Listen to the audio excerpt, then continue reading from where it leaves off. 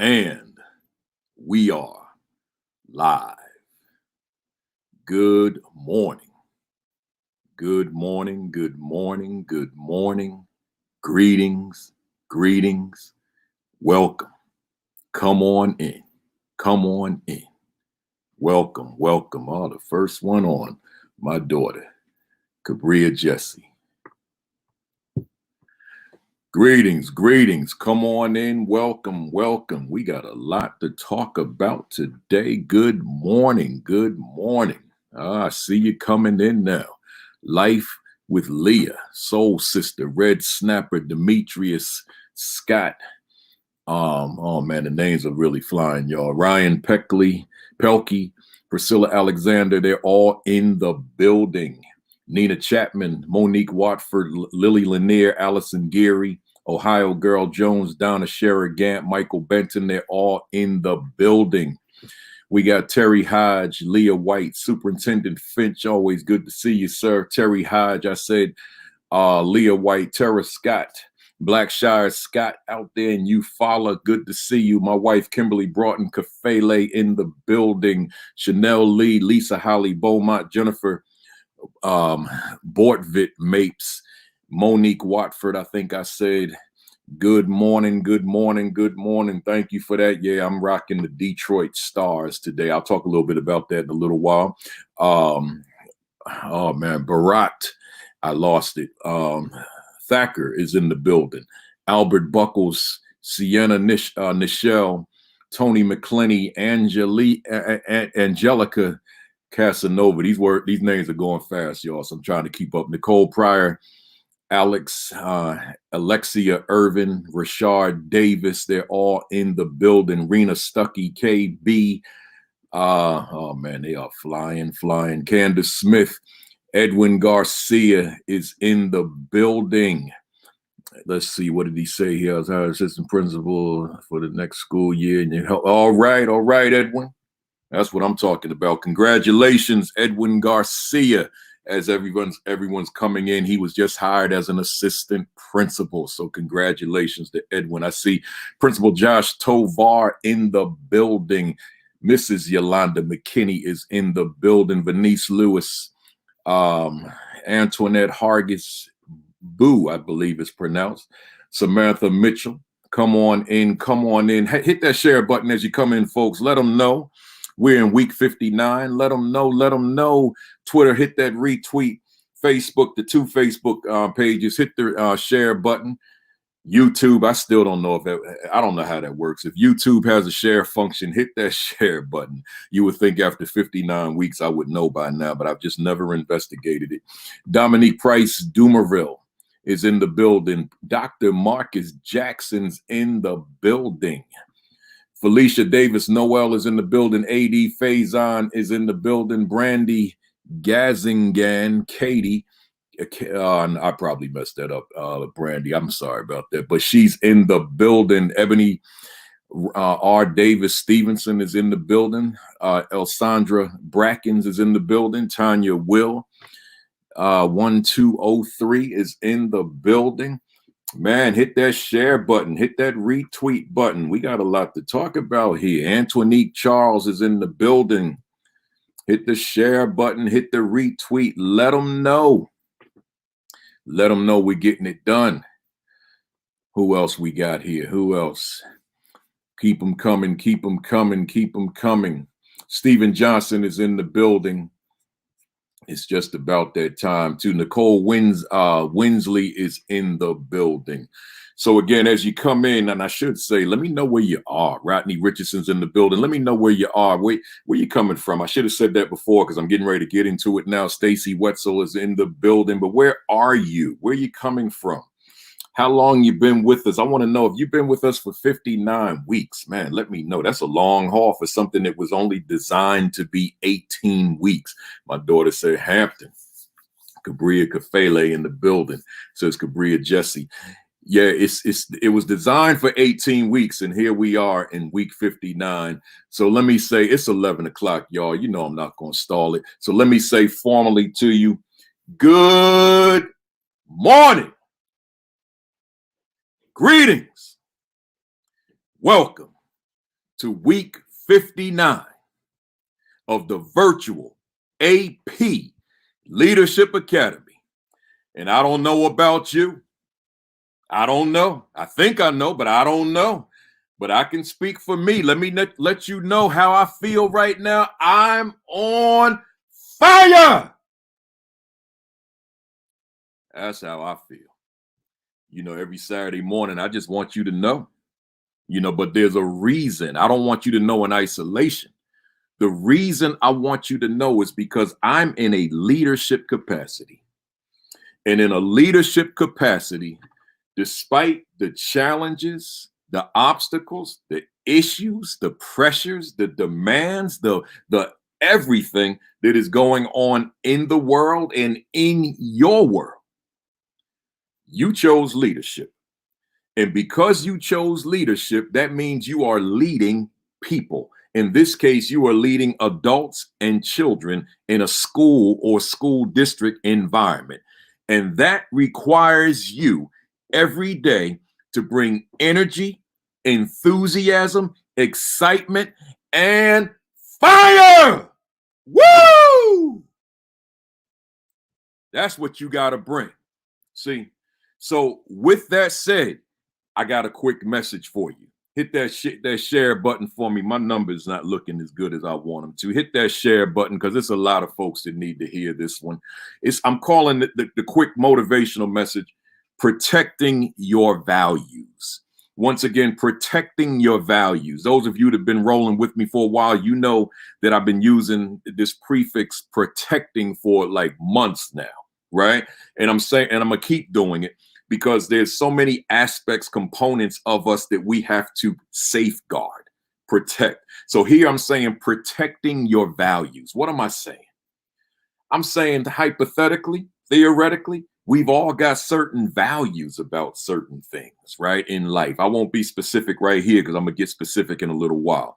But we've all got certain values, things we cling on to, things that define us, things that comprise us, things that make us who we are. Our values. And I'm saying that you can be in any environment. Doesn't have to be a school environment, but since we're educators, in that school environment, there could be certain pressures coming from certain directions that force you to compromise your own values. Imagine that you here you are, you've been standing firm on a principle for years, right? For decades, whatever it is. It's who you are. It's what you value. It is your values. And now, because of certain pressures, certain demands, certain situations, certain circumstances, you find yourself compromising that which you stand on. And I'm gonna say this to you. I've been kind of hinting this for a long time on this broadcast, and I'm still going to hint it because I'm just not at a point where I want to fully divulge this. But my values were tested during my principalship. They were firmly tested, and I had to go to that mirror, and I had to make sure that I was clear on who I was and what I stood for. So literally my career, not just my job, my career was on the line during that season of my life. But I decided that I am my values and my values are me, and I will stand firmly on them, and whatever the consequences may be, let it be. Well, guess what, folks? My career took off to another level as a result of me standing on my values instead of compromising so that I can keep a job. I want y'all to hear that. Your values matter, and you cannot. I don't care what's going on in your life. I mean, of course, yes, you have a family you have to feed and protect and secure and house. I get all that. But I also understand that at the end of the day, you and I have to look in the mirror. And I always want to be very comfortable with who I see looking back at me. I want to be comfortable with that guy. I don't want to get to a point where I see myself in the mirror. I know the mirror's there and I decide I can't look. Let me just keep stepping. I don't want to be that guy. I want to be very comfortable with who that is in my mirror. So just keep that in mind always. Protect your values. Second, I got my word of the day / word of the week. I'll go quickly on this. That word, I always choose a word that's consistent with my brief message. And the word is decisive.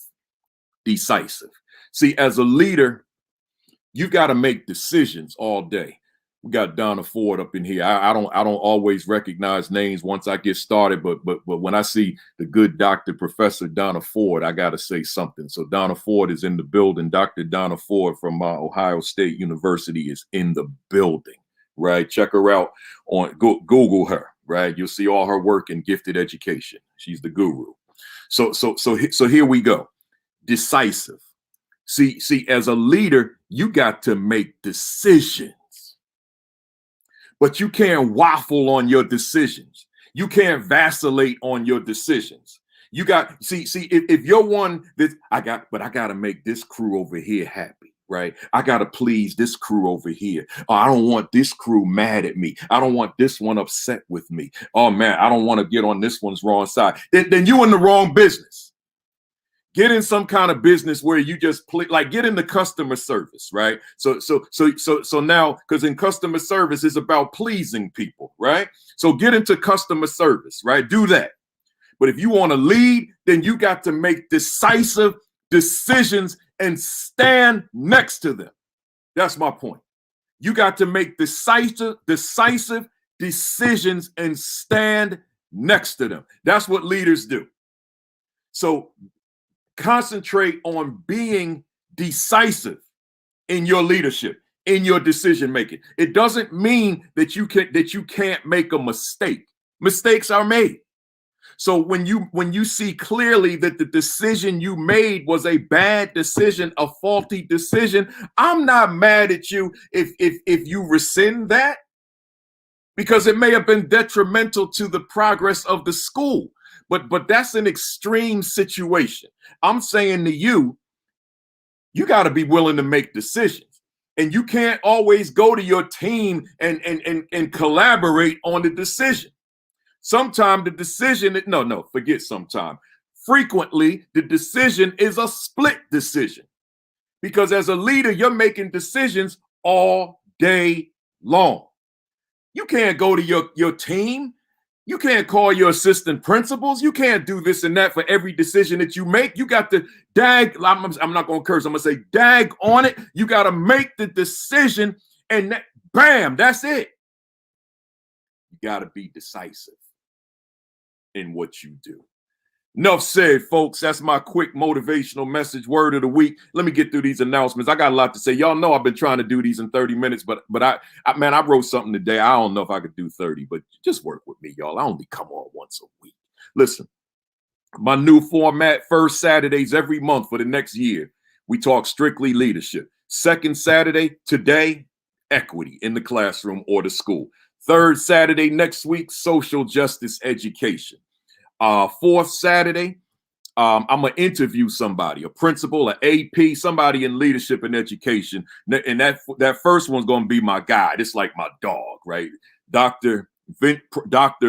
Principal Vincent Stallings. So he already knows we're going to be on together. Fourth Saturday, we're going to kick it. We're going to talk about some things. And I mean, we got a lot of interesting things to talk about because he and I go back to when I was 17 years old, right? So we got a lot of stuff, right? So that's going to be a good one.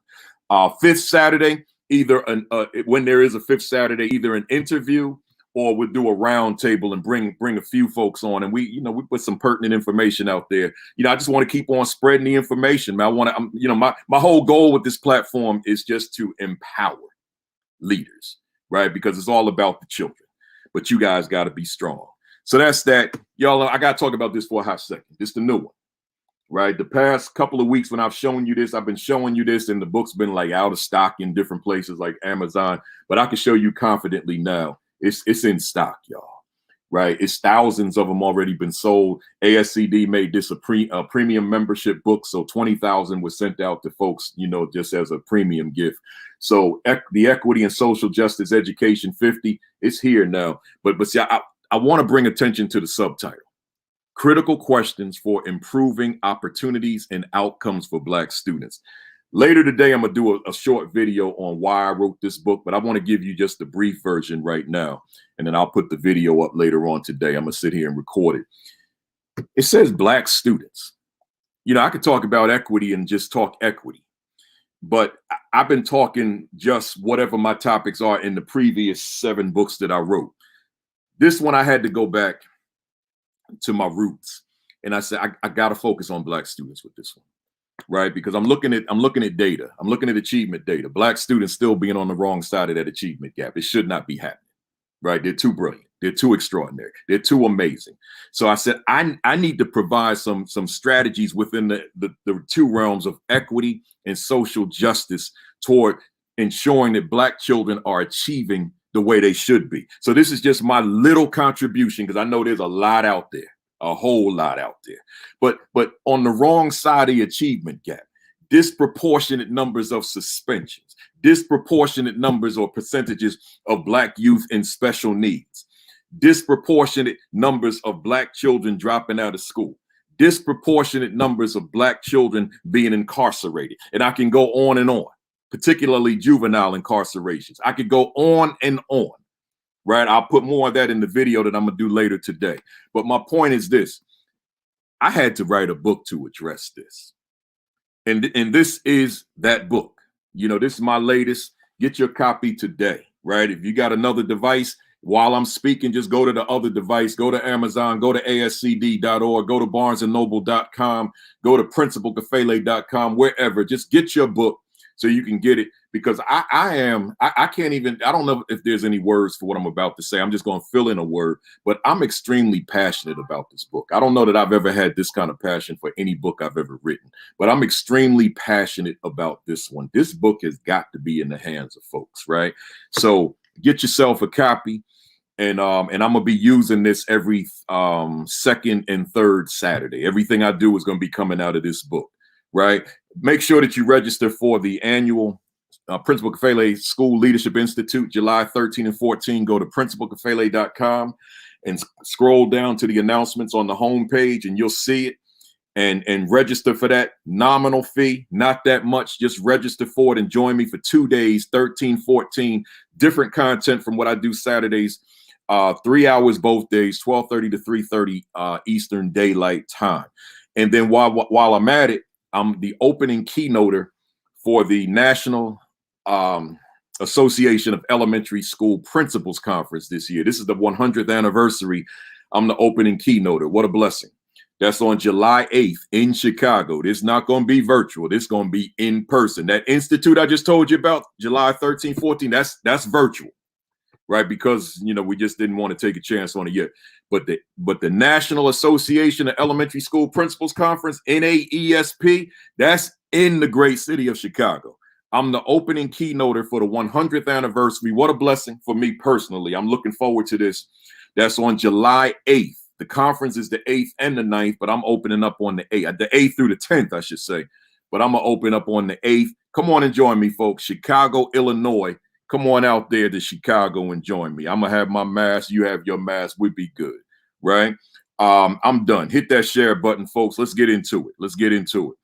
My topic today, let's talk about equity. That's the second Saturday theme. My topic, equity and your leadership effectiveness. Someone asked me, I'm wearing the Detroit Stars Negro League. You know, I wear these. This is part of the brand of this broadcast. That's all I wear unless I'm wearing some major leaguer old timer like Willie Mays, Hank Aaron, Jackie Robinson, that type of thing. But Negro Leagues. Detroit Stars. These are old jerseys, not even a number on the back. No numbers back in them days before the 20s, right? So just a plain back, right? So let's go. Equity in your leadership effectiveness. I got 4 questions. That's it. The problem is with number 4, I got 10 sub-questions. So just hang in there with me. Do me a favor, hit that share button. Facebook at Principal Kafele, hit the share button. Facebook at Virtual AP Leadership Academy, hit that share button. Twitter at Principal Kafele, hit that retweet button. YouTube at Virtual AP Leadership Academy. If they got a share feature, hit it. If not, just sit back and enjoy and take some good notes while you're at it, all 4 platforms. Oh, so here we go. Question number 1. When I see the faces of my students of color, what do I see? Now, let me before I go deeper with that, let me say to you why I said students of color. You know, equity is not confined to children of color. But in terms of where I'm going with equity for this next year, every second Saturday, my focus is going to be consistent with this book. Now, I said for the book, we're talking about Black students, but I'm kind of expanding that a little bit. Young people of color, but any group or genre of students, category of students that you want to apply, it's going to fit. So however you want to look at it, whatever lens you want to use to look at the young people, but in terms of where I am and what I'm passionate about and what's really getting under my skin as it relates to just Black student achievement and what I know it could be, I'm gonna have a particular focus there. So let me go back to the question. When I see the faces of my students of color, who and what do I see? Who do I see? I mean, you looking at them like right now. I see my face. Who you see? What do you see? When you look into their eyes, what do you see? Now, let me be a little bit more specific here. Let's focus. Let's zero in on your youngster that needs you most. You know how some people use the language at risk? Well, I don't use that language. I used to. You know, there's a lot of things we all used to do that we outgrow. I don't use it anymore. But I used to use that at-risk language. And for me, you know, I just concluded that it's deficit speech. And deficit speech is typically rooted in deficit thinking. And when you've got two or more people with deficit thinking in a place such as a school, then you got deficit culture in the building. And when you got deficit culture in the building and children walk into that very building, then they are walking into an environment where we are just inherently putting students at a deficit. So I refrain from the language, right? So I just simply say that student that seemingly needs you most, right? I'm asking you, when you see that student, and those that need to use a prefix, you know, like at risk, we'll use at promise, at promising, at potential, at most highly capable, right? That way, as opposed to at risk.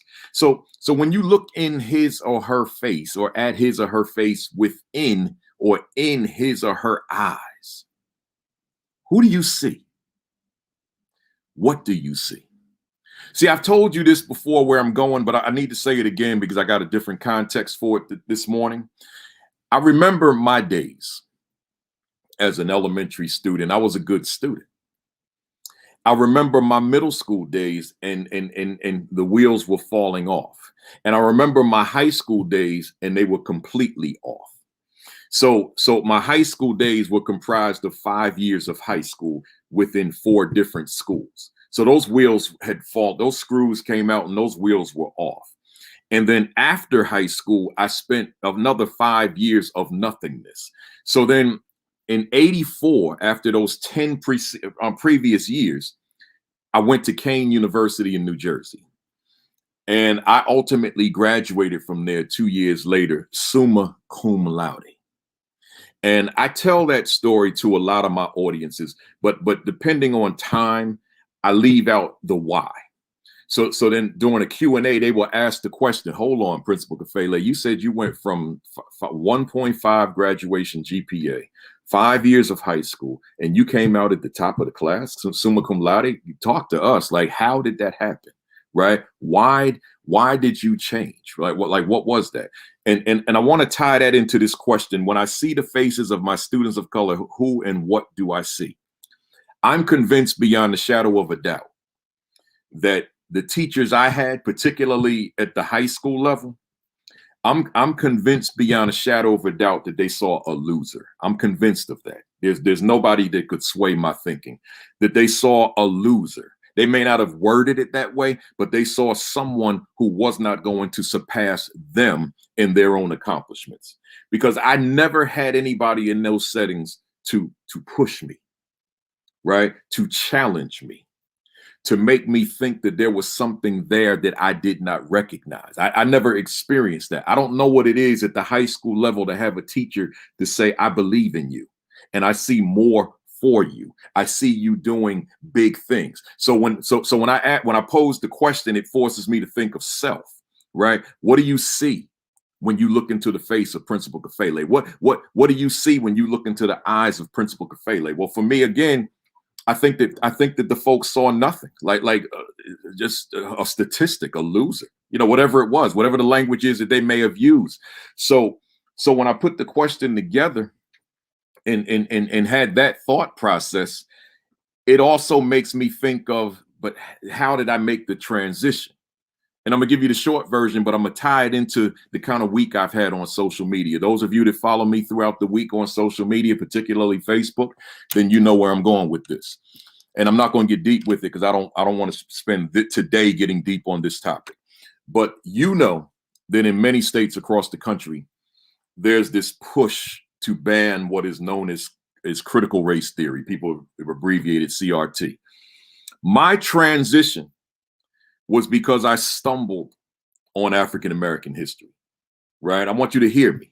Don't somebody out there listening and you, oh God, he's going there. Let me find something else to do with my time. No, you need to be here riding with me on this one. I stumbled on African American history. And when I say stumbled, I don't mean someone said, try reading this. I don't mean someone said, here's this book, check this out. I mean, I like walked and stumbled like you trip on the street somewhere, right? So I stumbled on it. And in stumbling on African American history, I became intrigued with African American history. It literally blew my mind. I'm like, oh my God, I had no idea. That was my thinking. Like where's this been? Right? How is it? Why is it that here I am, age 23 at the time, age 23, and never knew this vast history? But here's the thing. I want y'all to hear me. Somebody out there might need to put wherever your speaker is on your computer, or if you're watching me on your TV set, wherever your speaker is, you might need to move it a little closer on where I'm going. Like, let me see if I can find a book to pull off the shelf real quick that I'm looking for. I can't. Yeah, here's one. Matter of fact, yeah, here's one. Let me pull this book. This is a classic. It's called Before the Mayflower, written by Lerone Bennett Jr. I've shown you this in different broadcasts, but in studying a book like this, it's just a history of Black America, as you see here, history of Black America, right? You can't, if I don't say anything else today, let this be the most significant. You cannot study African American history without studying, analyzing, critiquing, dissecting race relations. Y'all didn't hear me, so let me repeat that. You cannot study African American history without simultaneously studying race relations, analyzing, critiquing, breaking down, etc. relations of race. You cannot do it. It does not exist. If you could study Black people in America without studying race, you would be doing something miraculous. But not only would it be miraculous, but you would be doing something impossible. Because, just to use the example, since like I said last Saturday, when you guys watched me in Houston, those of you that checked in or watched the video, Black Wall Street is on the forefront of a lot of minds. At least it was a week or so ago, because of the 100th anniversary. You can't study Black Wall Street, the reason for its existence, nor the reason for the massacre, without studying race, which may be an uncomfortable conversation for some. This Jersey, matter of fact, I don't even have to go to Black Wall Street. This Jersey, you can't listen, somebody, because somebody probably left me already, right? So before somebody else does, you can't study the Negro Leagues. Look at this beautiful jersey I'm wearing. You can't study the Negro Leagues without a critique of race. You can't do it. How are you going to have a discussion in a classroom about black baseball, as was called Negro leagues, beginning the formal leagues in 1920, but Negro League baseball goes back before 1900. It's just that in terms of structured, organized leagues, 1920. You can't have the discussion about the Negro leagues unless you're going to be talking about statistics in terms of batting averages and so forth. You can't talk about Negro leagues if you don't have a hard, tough, critical conversation on race.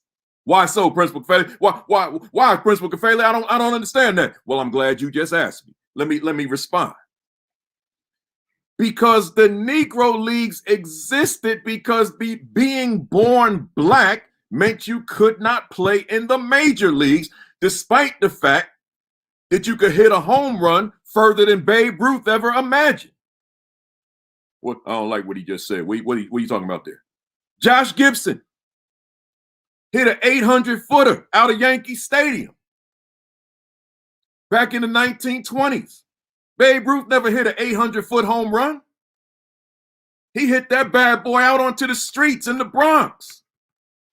So despite that kind of talent, I see Denise LaRosa's in the building. Josh Gibson spent part of his career in Pittsburgh, where she's from, right? So here for the Pittsburgh Crawfords, wore that jersey last Saturday.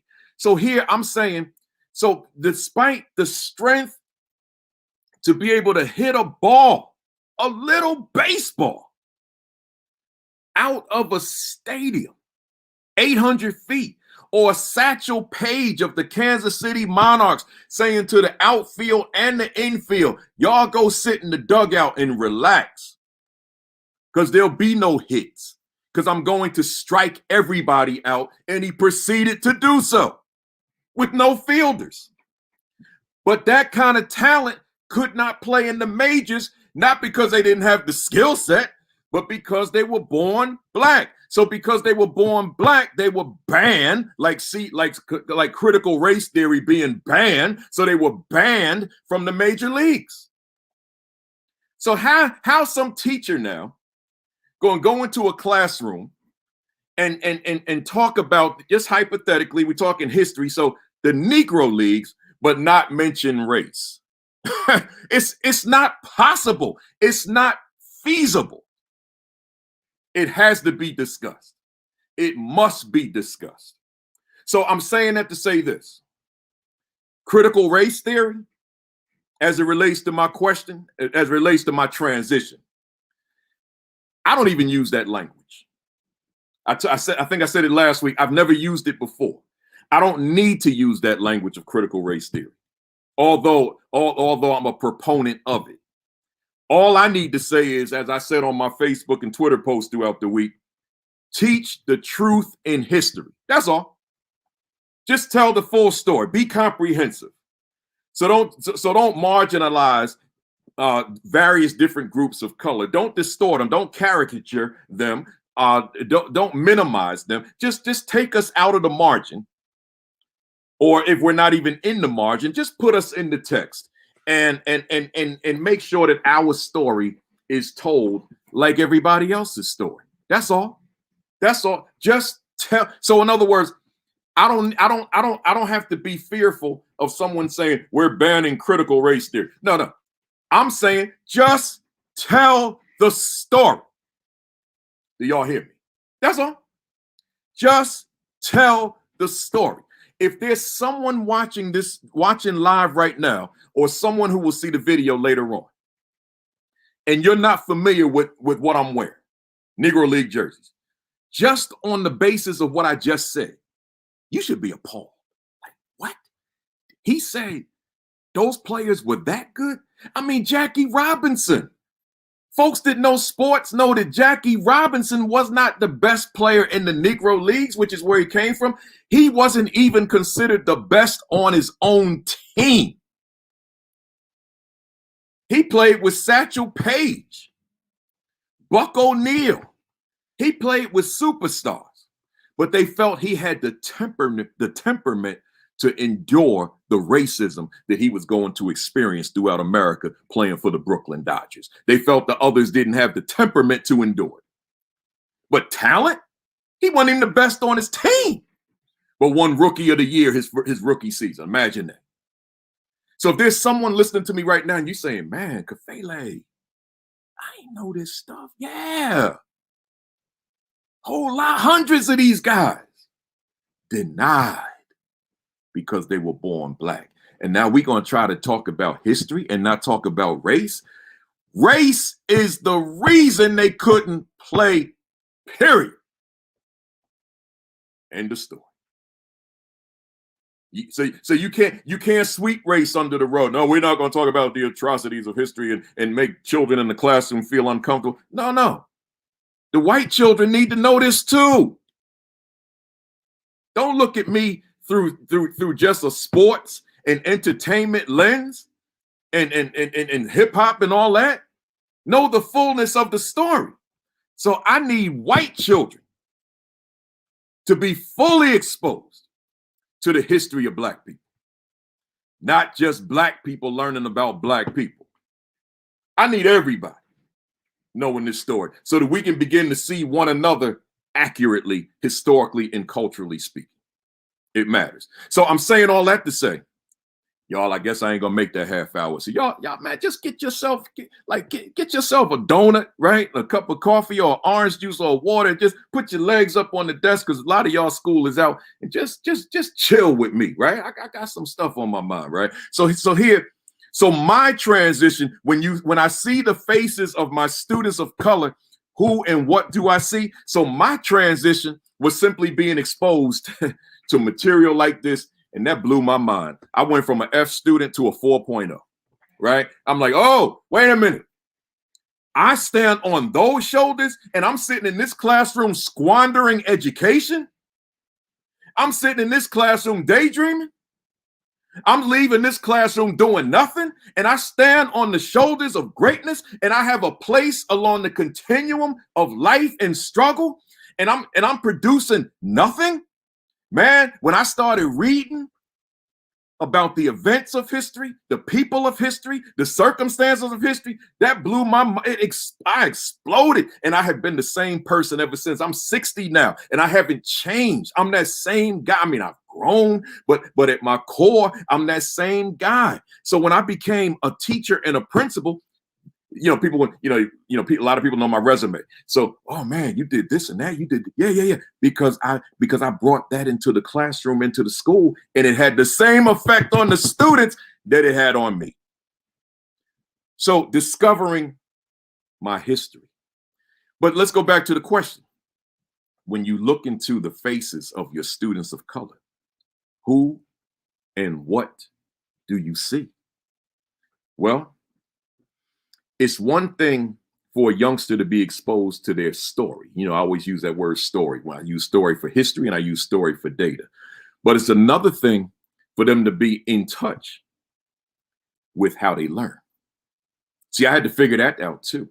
How best does this brain make sense out of and process information? So that's for another conversation where I can spend the whole time on that. I just wanted to throw that out there. So let me go to number 2. Equitable classroom practices require an equity mindset teacher. I got to say that again. Equitable classroom practices require an equity mindset teacher. See, for me, and I'll debate anybody because I had a couple of debates on this over the past year. I'll debate anybody on this. I don't want just someone who is going through professional learning and you've learned equitable practices, but you haven't brought a passion for the children. See? Okay, so you know the X's in the O's. That's a football term. So you know the X's in the O's. But see, I want you to also bring love and passion for the children.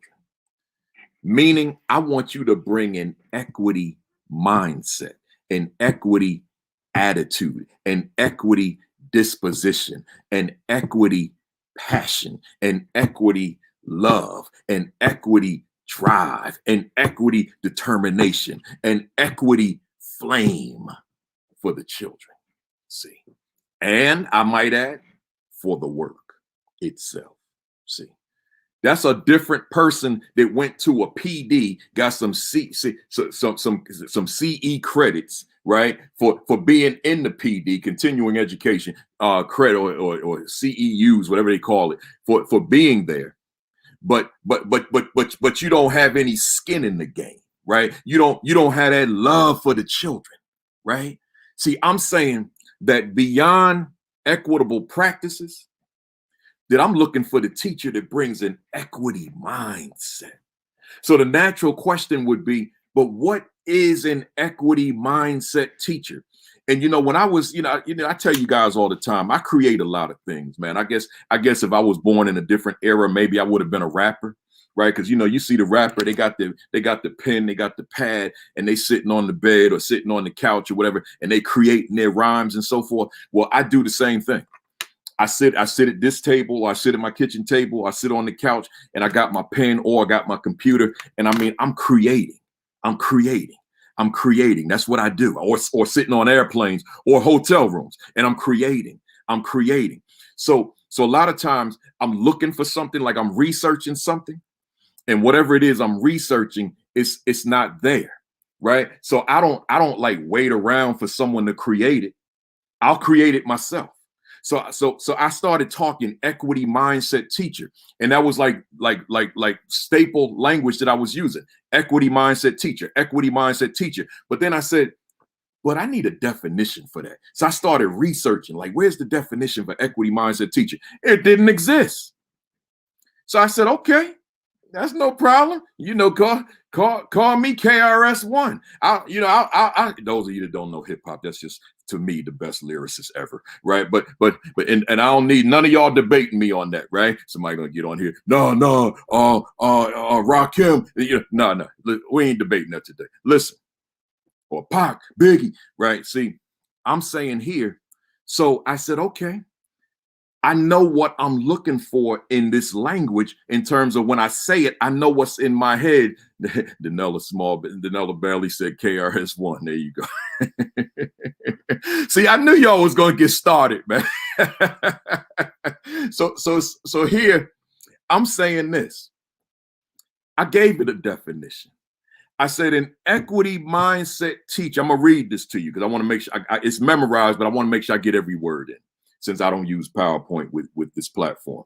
An equity mindset teacher is a teacher who utilizes a variety of developmentally appropriate instructional strategies that consider the differing academic, social, and emotional needs of all the learners in a student-centered, culturally responsive, culturally relevant, barrier-free, equity mindset classroom where student individuality, student cultural identity, and student voice matter exponentially. Now, let me say this about voice, because you can't see what I just read. Voice has quotation marks around it because I'm using it two ways. Yeah. Y'all see y'all on that KRS-One. I see you.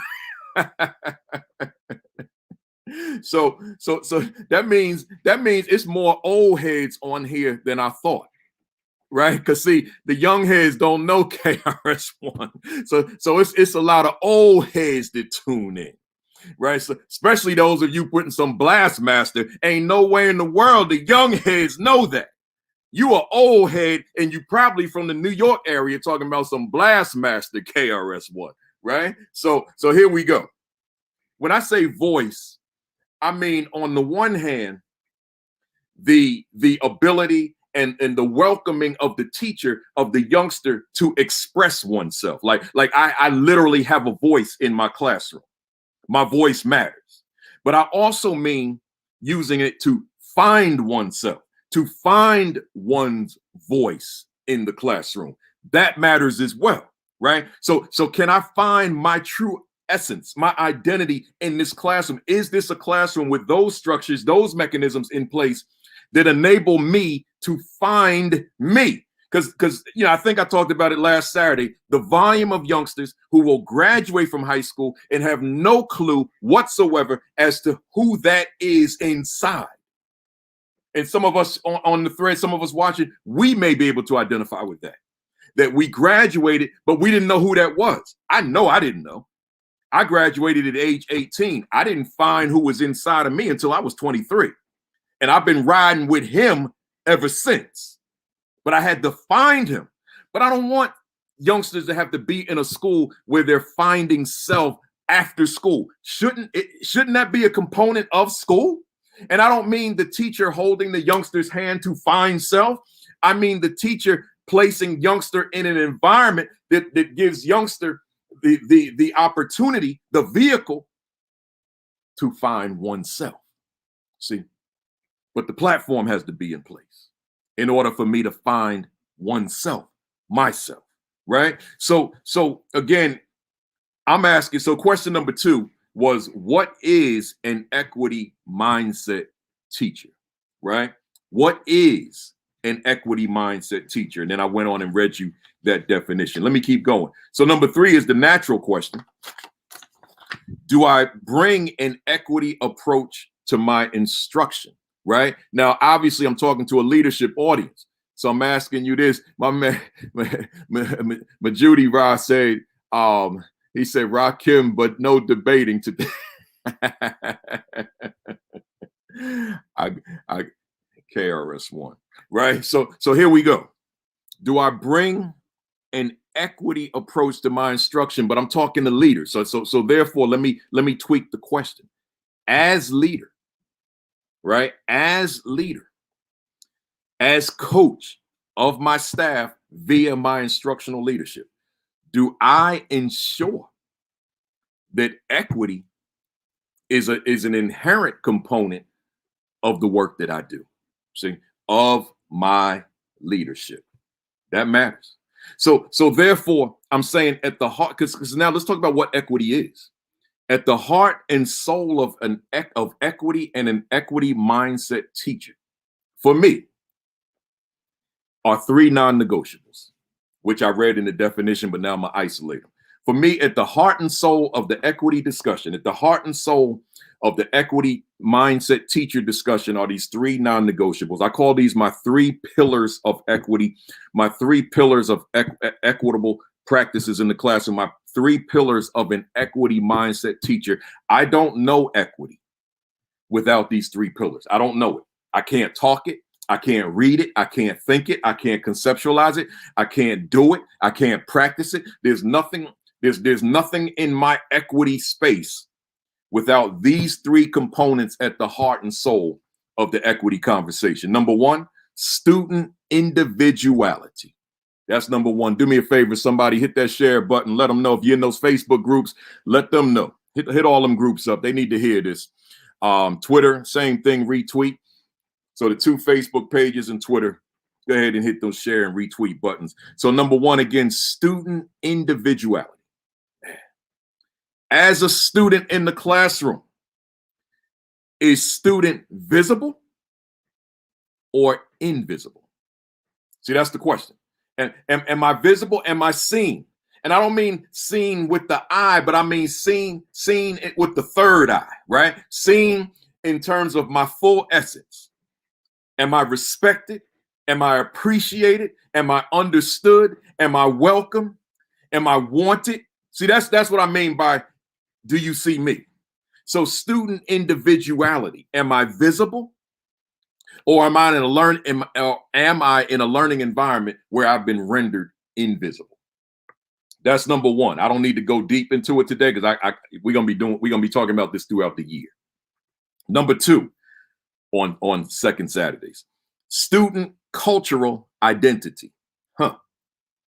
I'm saying I got the 3 pillars, and student cultural identity is the second one. And these are not in any particular order. Student cultural identity, which asks the question, is the student's cultural identity accentuated or is it denied?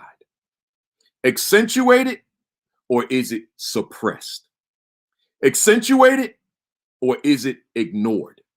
I don't see culture. I don't see his or her race. I don't see racial identity. I don't see his or her ethnic identity. I don't see it. I am culture blind. I am color blind. I don't see that. I don't see race. All I see are the children. Well, that's not logical.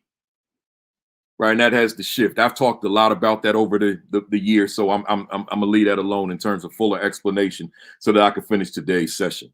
And then number 3, student voice, which asks the question, does my voice have distinctiveness or is my voice obscure? See, does my voice matter? Does my voice have relevance? Or has my voice been rendered obscure, irrelevant in my classroom, irrelevant in my space?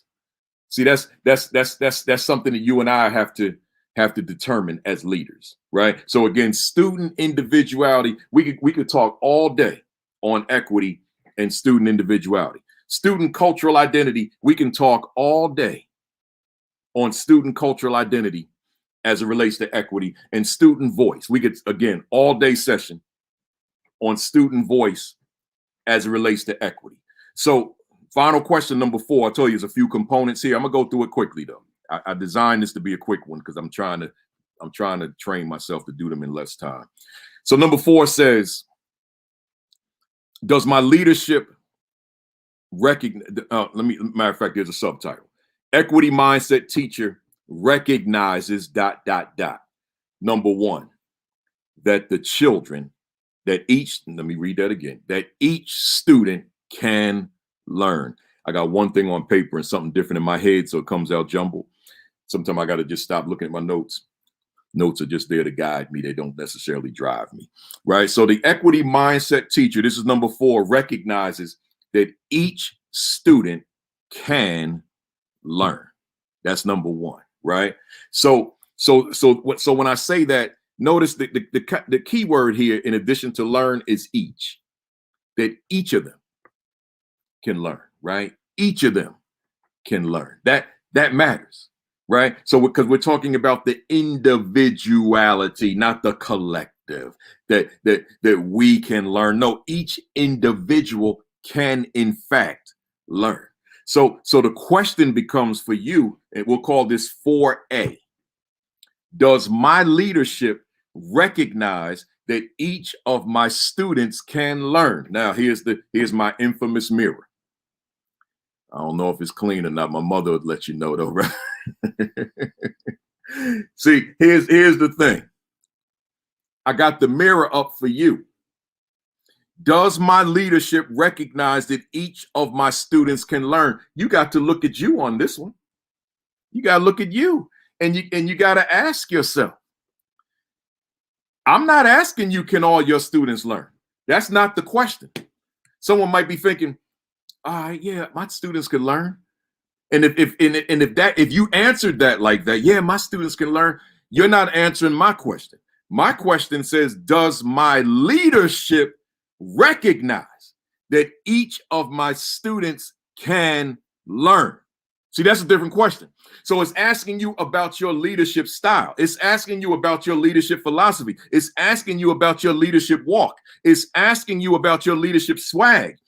What is it about your leadership that recognizes that each student can learn in terms of the actions of your leadership?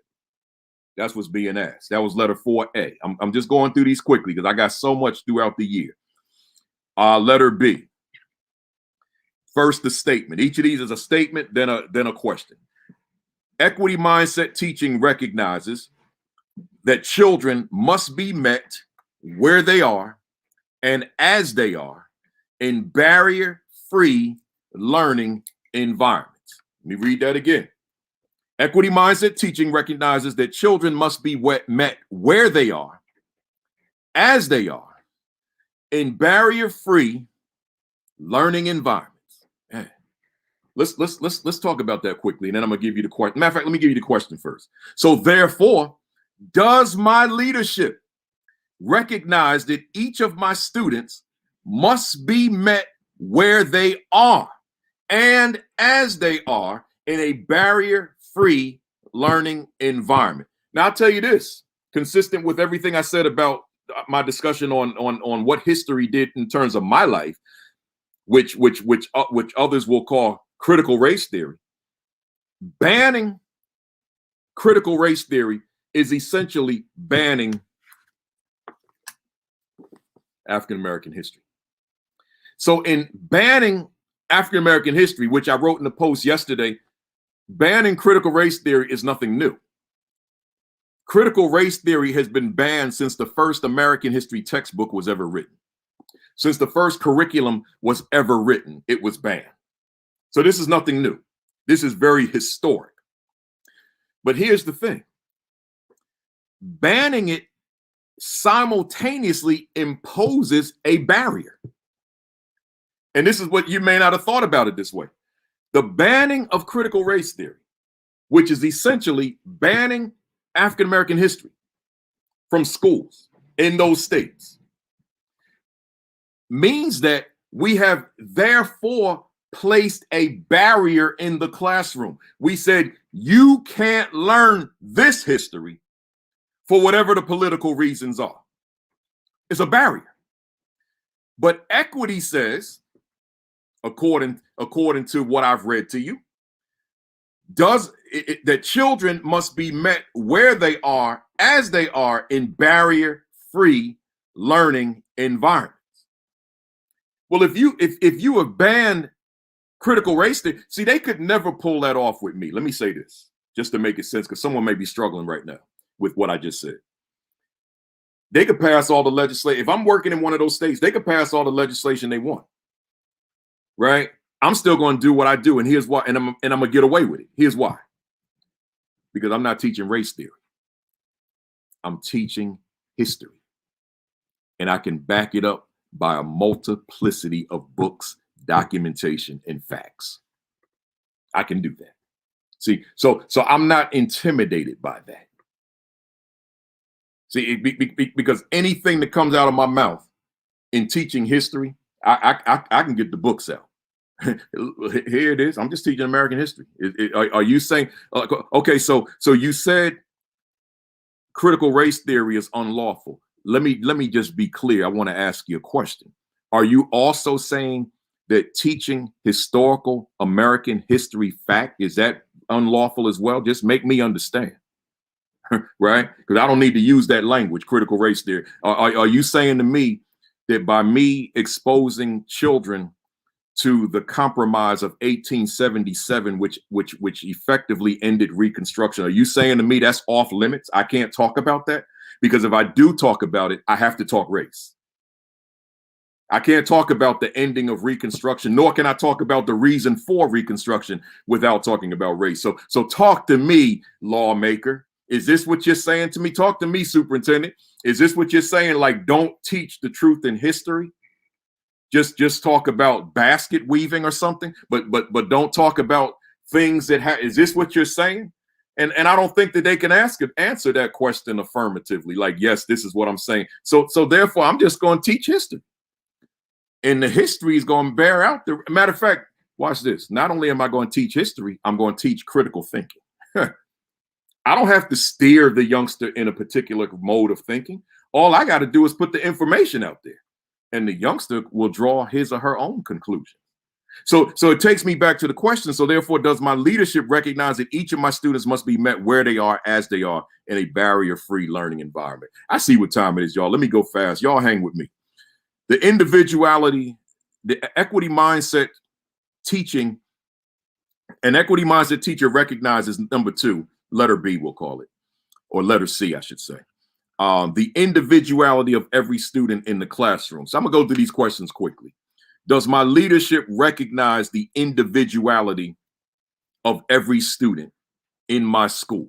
Right? So recognize their individuality. I'm gonna go quick. Matter of fact, I'm not gonna read the statements. I'm just gonna read the questions because of time. The next one, letter D. Does my leadership recognize that each of my students have their own individuality, ... academically, socially, and emotionally? Now, there's a whole lot of commentary I could throw with that, but I got weeks to do that. So don't, just get this down for now. Again, does my leadership recognize that each of my students have their own individuality, academically, socially, and emotionally, right? So who I am individual, I got my own specific academic needs. That's what it's saying. I got my own specific social needs. I got my own specific emotional needs. An equity mindset teacher through your equity leadership is going to recognize that. Next one. Does my leadership, which would be letter E, does my leadership recognize the cultural identity of each of my students, academically, socially, and emotionally? It matters. And by the way, y'all, I'm going to read all your, some of you know I read all the comments when I finish because they're coming so fast and I want to stay focused so I can get off on time. So again, does my leadership recognize the cultural identity of each of my students, academically, socially, and emotionally? My cultural identity, in particularly for young people of historically oppressed and marginalized communities, my cultural identity has implications for who I am in that classroom. You can't ignore that. Not in an equity environment. You cannot ignore that.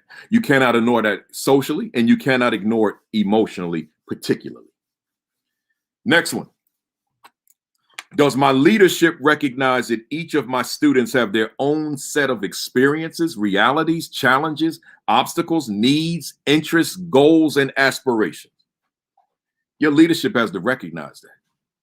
That's the point that's being made. Next one. I'm almost done. Does my leadership recognize that each of my students have their own way of being motivated and inspired? What works for one does not necessarily work for another. As a leader, I have to be able to respect that, appreciate that, and recognize that. I'm almost done, y'all. Hang in there. Two more. Does my leadership recognize that each of my students have their own way of learning, thinking, making sense out of and processing new information? I told you in my situation, I had to learn, and you'll see those of you that pick up this book, which I hope is every one of you, I have a whole section in here in terms of how I discovered how I learned. Learning how one learns. So here I'm saying, does my leadership recognize that each of my students have their own way of learning, their own way of thinking, their own way of making sense out of and processing new information? Your coaching relationship with staff, your instructional relationship with staff, that's got to be an inherent part of that relationship. And then the last one, does my leadership recognize that each of my students is somebody uniquely special? That's a big one, even though it's brief. Does my leadership recognize that each young person, they're not just somebody in the classroom, they're not just a name on the roster, they're not just the youngster that was sent to me from home and that was assigned to my class. This is somebody special. This is somebody uniquely special that's in your orbit for the next school year, for a full school year. Does your leadership, because you're not the teacher, does your leadership recognize that? See, that's what's being asked. Does your leadership recognize that? That every student in the building has their own individuality, that every student in the building is uniquely special. That takes me to the end, folks. We good on time, 11:59. Of course, I had to rush it a little bit. But let me give you this parting question. Those of you who may be new to me, I always give you a question to think about before you leave. And take this one with you. It says, how do I ensure, I could say how do I or how will I, depending on where you are. How do I or how will I ensure that I maintain an equity mindset throughout my leadership? Let me say it again. How do I or how will I ensure that I maintain an equity mindset throughout my leadership? That's critical. You got to be an equity mindset leader. You got to be building equity mindset teachers. Equity has to be at the heart and soul of everything you do in that building. Everything. Right. So with that said, folks, again, check go on my website, principalkafele.com, register for the School Leadership Institute with Principal Kafele, July 13, 14, 12:30 to 3:30 Eastern Daylight Time, both days. You can register for one or both, and we're gonna get down on some leadership. A little different from what I do on Saturday, a lot different. And then also while you're on the computer, go to NAESP, National Association of Elementary School Principals, NAESP, and register for their annual conference. This is the 100th anniversary. This will be at in Chicago, not virtual. I'm the opening keynote speaker for the 100th anniversary, so that's a huge honor for me, and I promise to deliver. But come on to Chicago, register it. Go to NAESP, and I'll see you in Chi-Town. Right? Get your hands on this. It's red hot, y'all. It's blazing. It's blazing. It's moving. It's selling. Right? Get your hands on this, and feel free to post that pic when you get it. And give me that favorable rating on Amazon, right? That's important, right? Give me that favorable rating on Amazon, but post that pic, either the book by itself or put it next to you, right? Either way, post it. Let folks know you got a copy. Tell them get their copy too, right? And let me see, am I done? Subscribe to my YouTube channel, Virtual AP Leadership Academy. Like and follow my Facebook page, Virtual AP Leadership Academy. I try to write a commentary every Sunday morning. I missed last Sunday because y'all know I was flying airplanes and stuff, so I missed it. But I'll have it on there tomorrow. And then make sure that you're taking care of yourself, your diet, your exercise, and your COVID-19 precautions. Right? Don't believe the hype out here. They got the world. They got Americans thinking that we back in the driver's seat, that everything is all right. With a variant out there in India that could come in here and wipe us all out. So I would say to you, I don't care what vaccines you got in your system, continue to practice CDC protocol, stay 6 feet apart.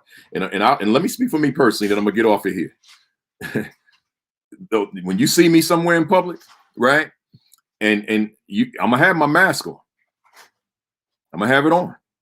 But if I take it off because it's time for me to speak, and then now when I finish, I come down and it's not on yet. And you don't get all up in my face talking to me, because I don't play that. Put your mask on, or wait for me to put my mask on. I don't shake hands. I haven't shaken somebody's hand in a long time. I do a fist bump, and that's casual. I ain't trying to go hard on that. Like we just tap it, right? So, or elbow, right? So I'm taking precautions. So, just do the same. We trying to get rid of this thing, but we got to do it right. I don't know about all these basketball arenas with all these people screaming and yelling. I don't know that that's helping. I guess we'll find out. But that's it is what it is, as they say. But look here, I appreciate you being here. I see you next Saturday. We're gonna jump into social justice education, so the other half of this book. And then that following week we do the interview with a leader, and then and then we'll be back at the top of the month. July has 5 Saturdays, so we do something a little different with the round table, but that's what it is. So we do strict leadership first Saturday, and then we break into the book the others. With that said, folks, have a great week. Have an extraordinary week. Have your best week yet. Peace. Peace. Thumbs up. Cock that fist back. Count to 3 with me. 1, 2, 3. Bam! See you guys next Saturday, 10:55 Eastern Daylight Time.